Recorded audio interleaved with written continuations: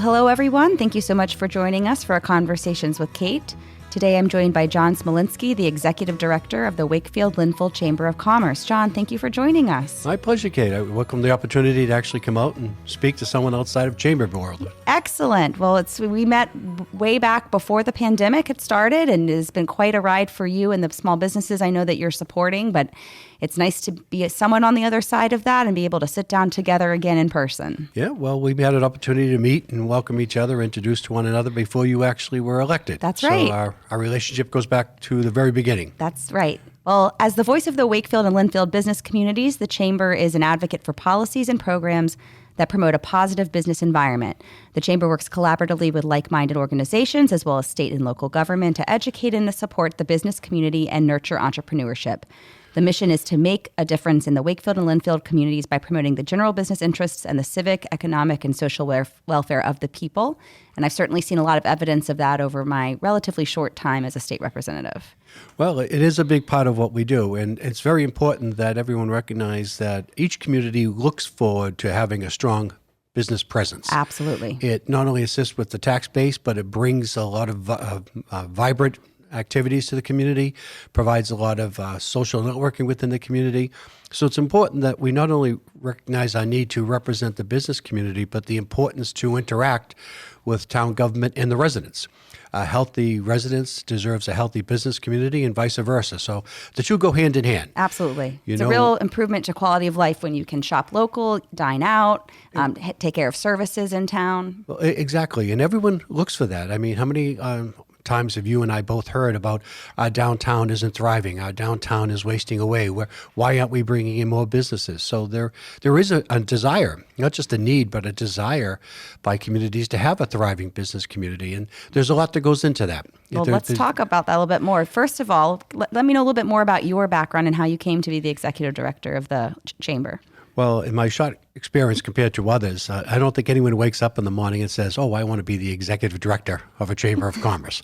It doesn't seem to appear that way. There are many roads to lead to that position. I happen to have been having been a business person in my prior life. I was the CEO, president of a small federal credit union in Saugus. Okay.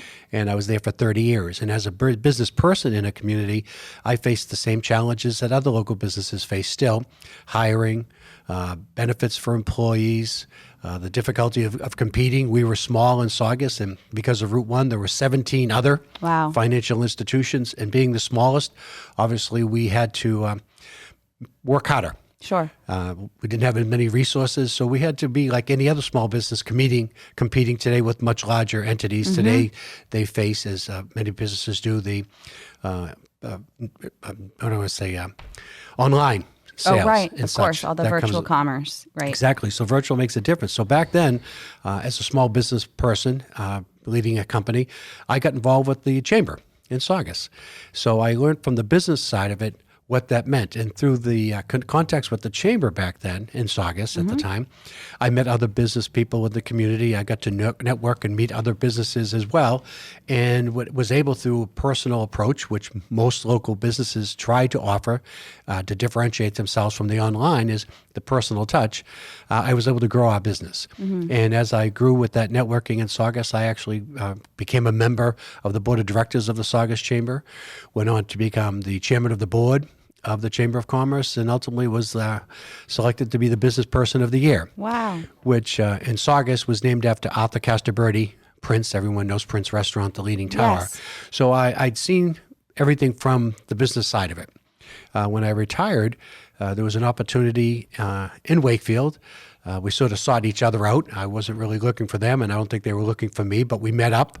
And because of my background, having been a business person and having had some chamber experience, it was a good match. And I thought it would be a relatively short one until COVID took the reins over. Wow. So wait, remind us, when did you start as executive director? I started in February of 2018. Okay. And I wasn't quite sure how long I'd be there. And once COVID hit, there's no way to really change things. It was a struggle for everybody. Sure. It was a real struggle. So my background and experiences in a previous life Yes. led me to the opportunity to serve the chamber. And I'm guessing that as the director of the bank, you also interface with other small businesses who might have had accounts with you and some relationships that way as well to sort of hear from other people. I remember when I was a bank teller in college, a lot of the small business owners in the community would come and do their business, and you'd hear sort of about how things are going or what they're working on.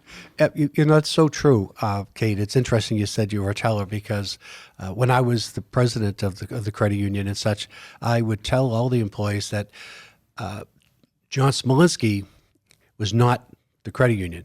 The tellers were the credit union to the people coming in. Those people standing at the teller counter were the most important people we have because that's the face that people see every day. They know Kate.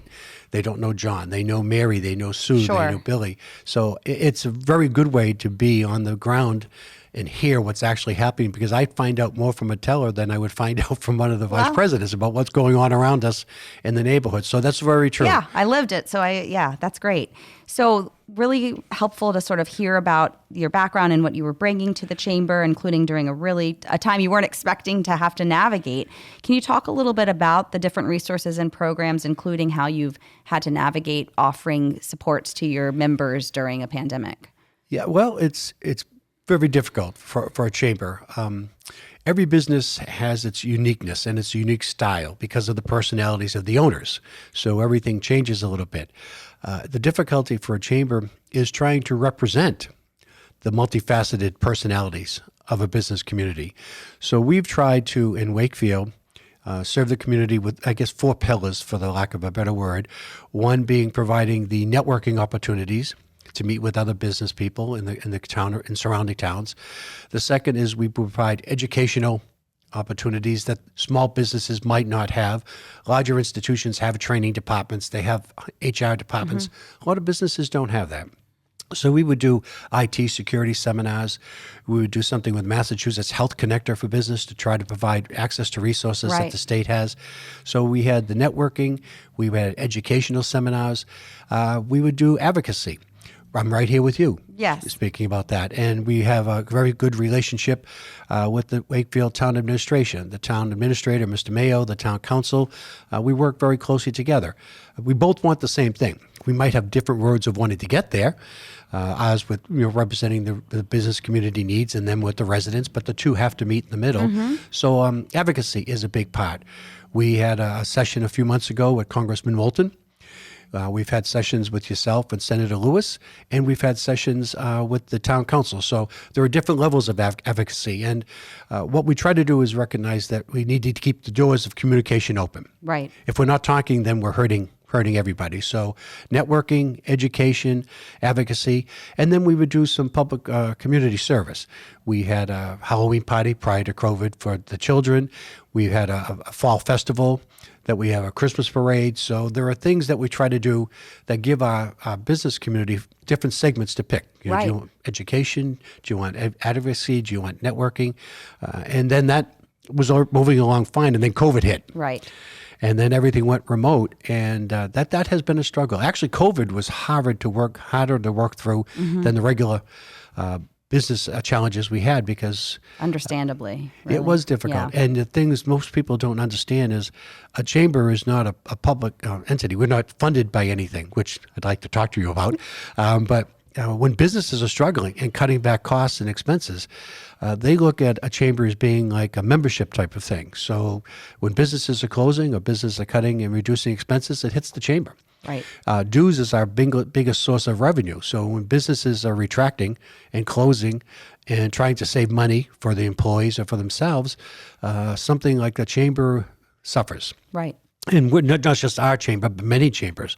I know a number of chambers that had to give up their office space, and chamber execs are working from home because of the loss of revenue and the need to try to survive. So COVID has hit very hard. And the chambers around us, particularly the smaller ones in our area, right. Melrose, Malden, Stoneham, Reading, North Reading, Burlington, Woburn, and Wakefield, and such, we're relatively small. We're talking about 200 to 300 members if we're lucky, versus a Salem, with 500. The Cape Ann would has over 800 members. The North Shore Chamber of Commerce. So they have huge economies of scale, which we don't have at smaller chambers like ourselves. And fortunately, these chambers I mentioned, Melrose, Malden, Stoneham, Narding, North Reading, Tewksbury, Wilmington, Woburn, Burlington, we work together collaboratively to try and help one another because we recognize the importance of each town having its own identity. Right. And each town having the ability to serve its communities. So it's that balance of sort of knowing your specific context and having those closer relationships.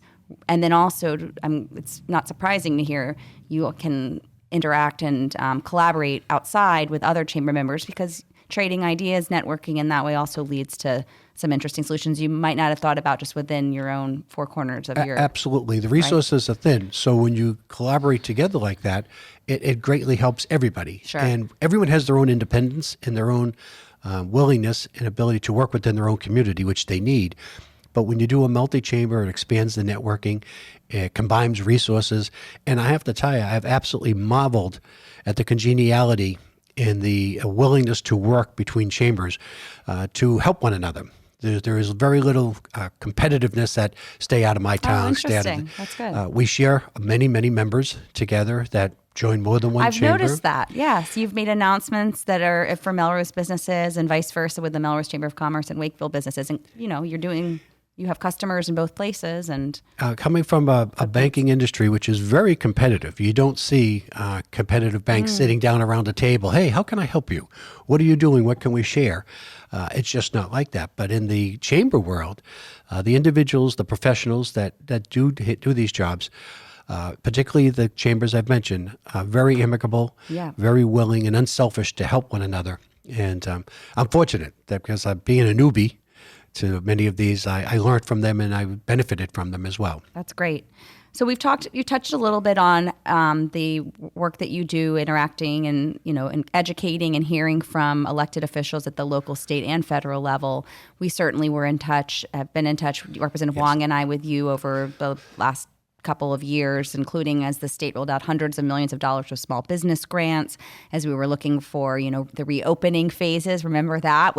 How did you slot in the different businesses? My goodness, it's, what a memory of all of that. There was a lot going on that was coming at small businesses, and you all were working really hard to elevate the voices and perspectives of the people who were being most impacted by these decisions.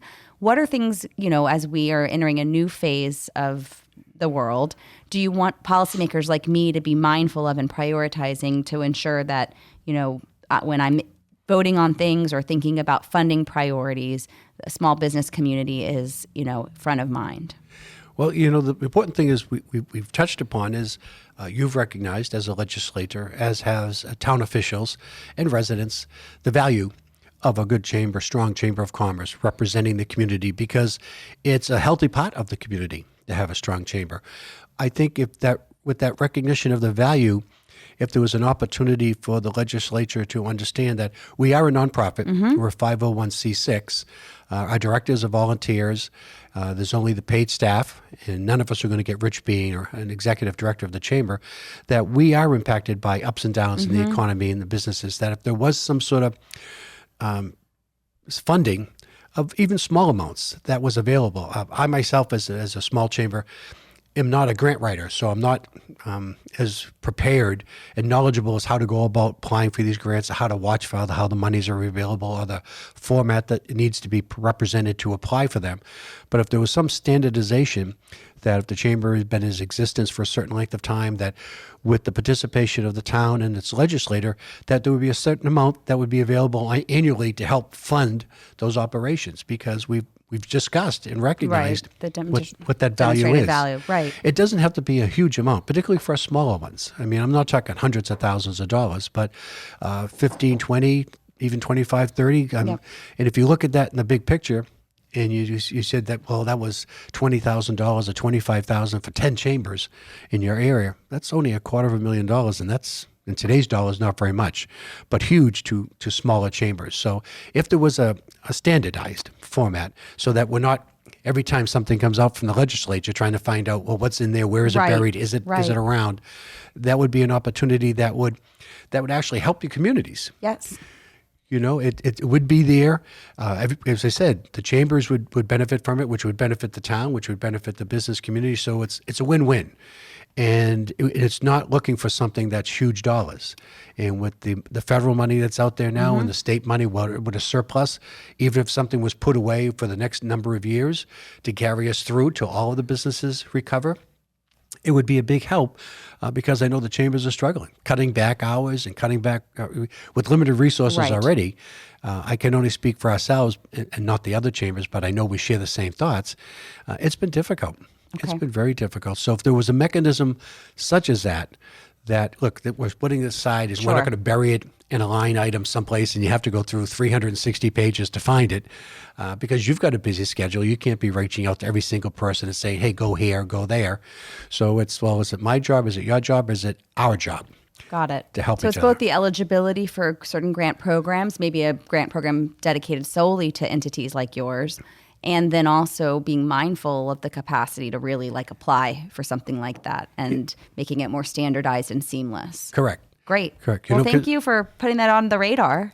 And Well, we went because the first round of PPP money to help with employees and chambers were completely forgotten about. Right. Everyone seemed to get money and the chambers were not. And meanwhile, the whole a major component or value proposition of a chamber is you can do for many people, for all the members. Yes. You're sort of centralizing that support. And so it's not simply for you, but it's for the membership as well. Yeah, and as I said, how many people want a thriving downtown? Right. I mean, just driving That through too. Wakefield over here. Absolutely. Melrose certainly has one, and it's an envy of others to have such a nice main street that not many people have. So it's a value added that when people come to a community, and it's depending on the community, like, wow, you have a great downtown. Sure. You have restaurants, you have parks, you have parking, which is another added benefit. There's a whole nother conversation we could have about that, but that's right. So with our limited time left, why don't you tell people about some of the things you want to highlight that are coming up that they might want to engage in or attend? What are some things that are coming up in Wakefield? Well, we have again, we try to do multiple opportunities for businesses to meet and to the public to meet. We just last Thursday, so just not quite a week ago, well, just 1 week ago, we had a wonderful annual meeting open to the community, and we had Commander Billy Farrell, the first woman commander for the USS Constitution in 224 years. Wow. So she was a wonderful speaker. She was heading out the next day from our meeting to do a 21-gun salute as they moved the boat around the U.S. Constitution on its annual tour around the harbor. That was open to the community. People were going to come. We had recently before that, we had a bowling tournament open to the community, which the town council participated in, a PTO participated in, other businesses, and that was at the Wakefield Bowlodrome, which was open. So it was fun. Yeah. And, pizza was provided by a few businesses, so with it came pizza, a trophy, and things of that nature. In a couple of weeks, we're having a multi-chamber event at Prince Restaurant, which is a member of our chamber now, at Giggles. Mm-hmm. And for $40 a ticket, we have 3 comedians headlined by Lenny Clark, which is open to the community. So it's Lenny Clark, Paul D'Angelo, and one other comedian. And the $40 gets you the 3 comedians for a 90-minute show and all the pizza and soda you can eat. Another opportunity for people to get out and meet and network in a multi-chamber environment. That's great. We have a breakfast, as you know, the first Thursday of every month from 8 o'clock to 9:30, which you have attended. Representative Wong has attended. Town council members have attended, and it's open to the community. And Zepp Brothers. Yes. And it's very social. There's no format. You can. That's where we met. Yes, it is. Yeah. It's BYOB. Okay. Buy your own breakfast. And you can get a cup of coffee or you can get a full breakfast and just sit down. And it's anywhere from 30 to 40, 45 people. Sometimes the police chief shows up, the fire chief. Very open, very communicative. But again, it's bringing the public in to meet businesses. And it's a good way for new businesses to meet. And then the chamber summer outing is coming up at the beautiful Lake Quantipaw Yacht Club, which they like to let us know is the oldest inland yacht club in the country. Oh. So take all the lakes we have in our great wind of ours of the United States, and they are the oldest inland yacht club. Okay. Where would people who are listening now or and want to go back and remind themselves of these different dates and opportunities, where would they go to get this information? Very simply, the Wakefield-Linfieldchamber.org. That's easy to remember. And if they want to reach me, it's John at Wakefield Linfield Chamber. That's great. So with the time left, I just want to thank you again for joining us to talk a lot about what's going on with the Chamber currently. It was really interesting to hear about your evolution professionally into this role and, being caught up in a pandemic and trying to support your members and other businesses, frankly, during such a challenging time. You played an instrumental part in that. And I'm appreciative of your ongoing and strong advocacy for the small business community and for chambers specifically, and glad to be working with you moving forward. Well, it's a mutual respect. I greatly appreciate having met you at the very beginning of your tenure as state representative. I knew Mr. Broder prior to you. I've had a very good relationship with each of you, and it's a benefit to us to have great legislators that reach out and are willing to talk and listen. So my thanks and gratitude for you as well for having that opportunity. Thank you. Well, thanks everyone for listening to A Conversations with Kate with John Smolinsky, the Executive Director at Wakefield Linfield Chamber of Commerce.